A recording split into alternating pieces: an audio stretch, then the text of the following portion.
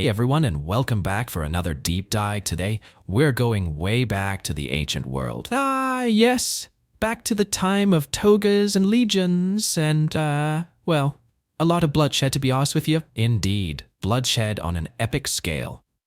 Today's deep dive is all about the Punic Wars, a clash of civilizations that pitted Rome against Carthage in a struggle for dominance over the Mediterranean. It's a story of ambition, of rivalry, and of military innovations that would change the face of warfare forever. Innovations like, and I'm really excited to get into this, the Corvus. Seriously, when I first learned about this thing, I thought it was something straight out of a movie. He was ingenious, really. Imagine you're a Carthaginian sailor, confident in your naval superiority, only to have these landlubber Romans suddenly grappling your ship and turning the sea into, well, another battlefield for their legions. Talk about a game changer. But before we get ahead of ourselves, let's set the stage. Right, the basics. So, the Punic Wars. A series of 3 major wars spanning over a century. From 264 BC to 146 BC, Rome versus Carthage. The rising power of Italy against the established maritime empire of, well, pretty much the Western Mediterranean, and the term Punic, that comes from the Roman word for the Carthaginians, right? Exactly. The Pueni, or Punici, as they called them, derived from the Phoenicians from whom the Carthaginians were descended. And as we all know, history tends to be written by the victors. Sadly, that's often the case. But let's not dwell on the victors just yet. Let's focus on how this whole conflict actually began. The origins. Well, believe it or not, the First Punic War didn't start with some grand declaration of war or clash of kings, though. It was a rather messy affair. It all began in Sicily, with mercenaries, so we're talking about soldiers for hire, caught in the middle of this power struggle between Rome and Carthage. Precisely. These mercenaries, they found themselves embroiled in a local conflict in Sicily, and they appealed to both Rome and Carthage for help. So this wasn't some calculated move for world domination, more of a wrong place, wrong time situation for these mercenaries. It's a classic example of how seemingly insignificant events can have far-reaching consequences. Rome, at that time, was a rising power on the Italian peninsula, and their strength lay in, let's be honest, brute force on land. Exactly. Legions, discipline, that sort of thing. Whereas Carthage, they were the masters of the sea, a maritime superpower.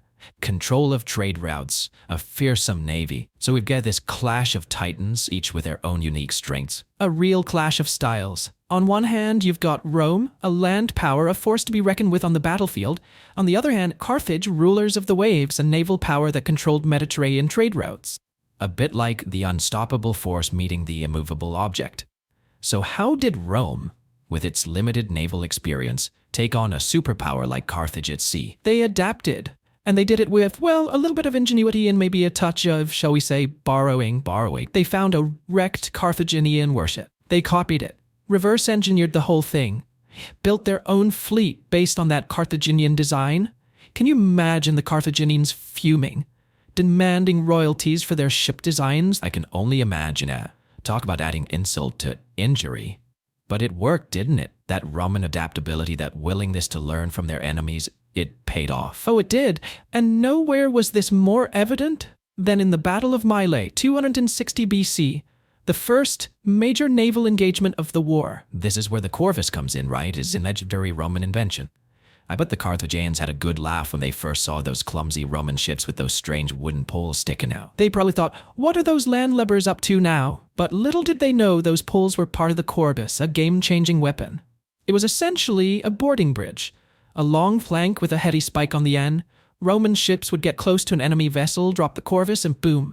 The spike would pierce the enemy deck, holding the ships together. And suddenly, a naval battle turned into a land fight. The Roman strength. Exactly. The Corvus negated the Carthaginians' naval advantage, allowing the Romans to fight on their own terms.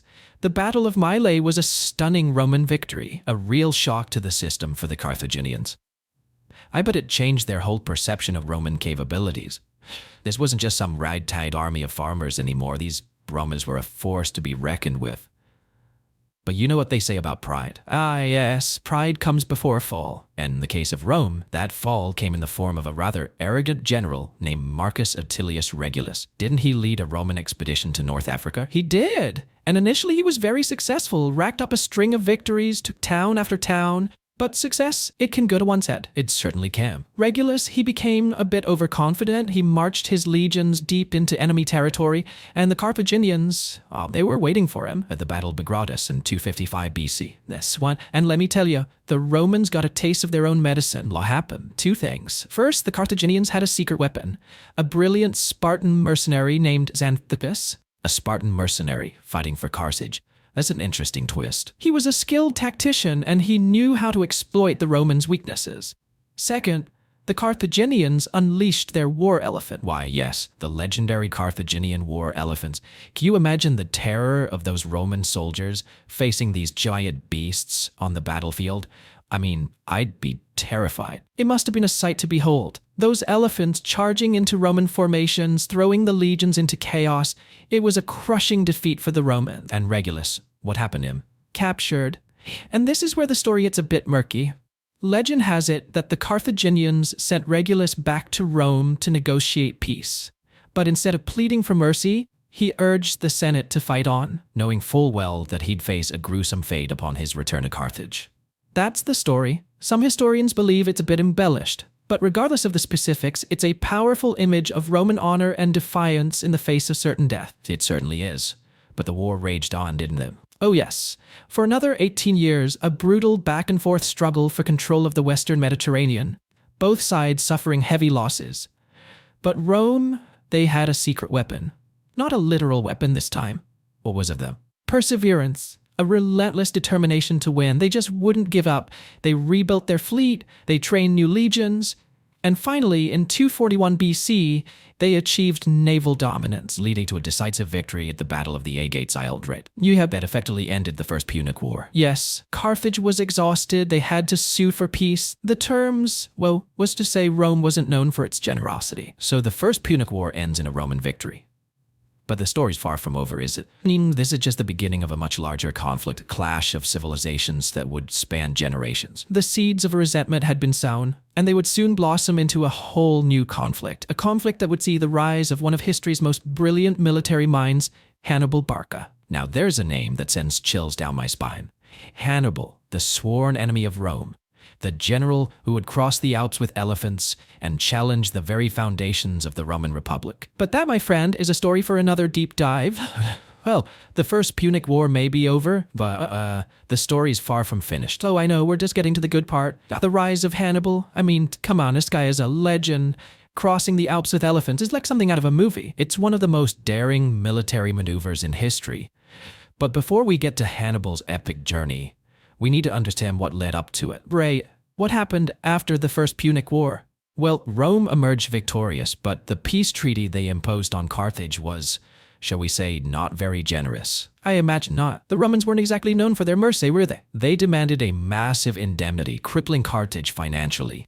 And they took control of strategic territories like Sicily, Corsica, and Sardinia, essentially stripping Carthage of its power and influence. Ouch. That had to sting. Oh, it did, and it created a deep resentment among the Carthaginians. They felt humiliated, they yearned for revenge, and that resentment, it would fuel the fires of the Second Punic War. So, the First Punic War ended, but the seeds of conflict were still very much alive. Exactly. But Rome, they were a bit preoccupied with their own internal affairs. They had to consolidate their power, manage their newly acquired territories. It's the classic problem of empires, isn't it? The bigger you get, the harder it is to hold everything together. It's a delicate balancing act. And Rome, well, they may have underestimated the depth of Carthaginian resentment. They didn't realize that a young general named Hannibal Barca was about to turn that resentment into a raging inferno. Hannibal, the son of Hamilcar Barca, the Carthaginian general who had fought so fiercely during the First Punic War.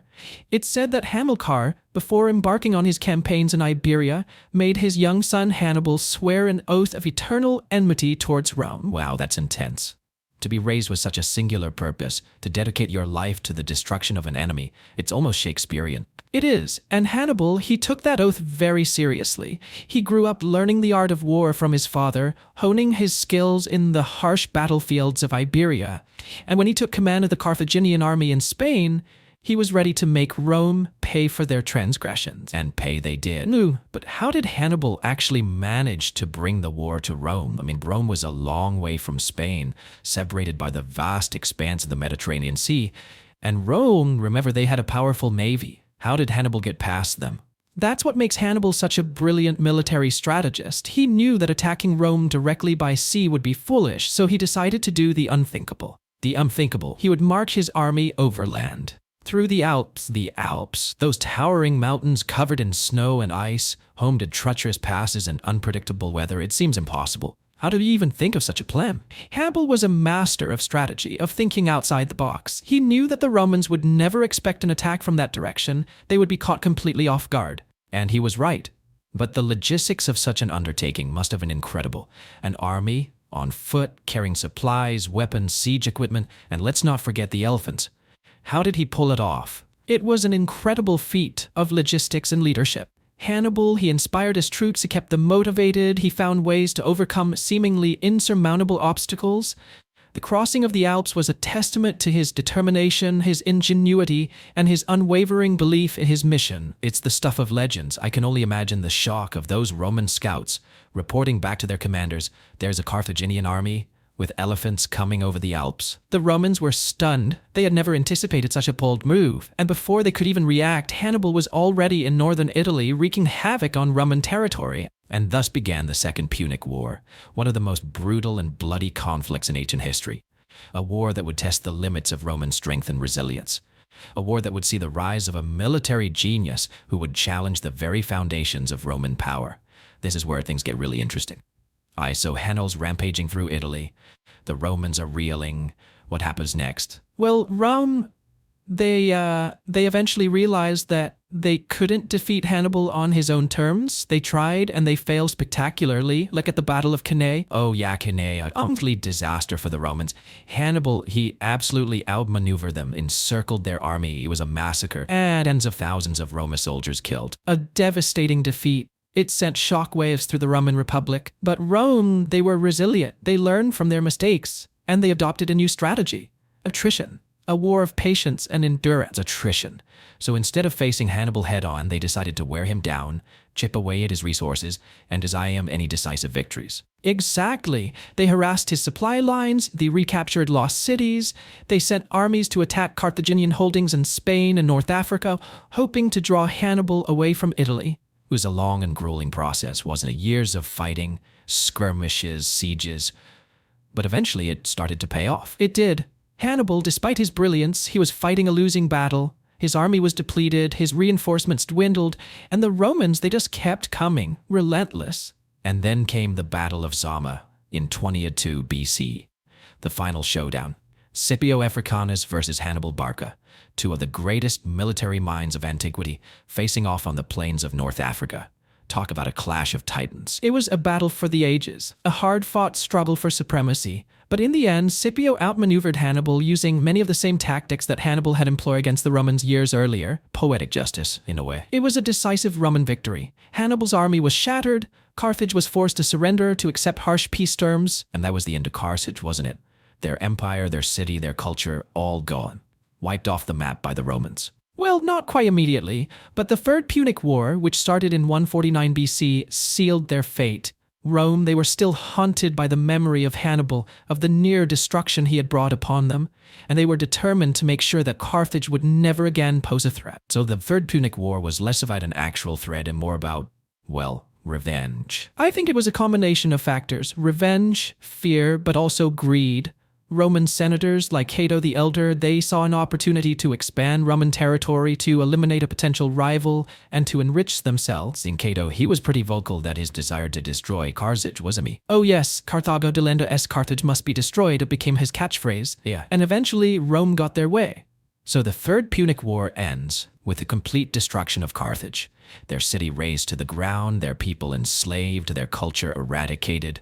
A tragic end to a once mighty civilization. A sobering reminder of the brutality of war and the ruthlessness of empires. But the legacy of the Punic Wars, it goes far beyond the destruction of Carthage. These wars, they shaped the destiny of Rome. They transformed Rome from a regional power into a vast empire that would dominate the Mediterranean world for centuries. And the innovations of the Punic Wars, the tactics, the technologies, they influenced war for generations to come. It's amazing to think how these conflicts, fought so long ago, had such a profound and lasting impact on the course of history. History is full of such turning points, events that shape the world we live in today. And the Punic Wars, they are certainly among the most significant. Well, that brings us to the end of another deep dive. A journey back in time to the ancient world, to a clash of civilizations that shaped the course of history. Thanks for joining us.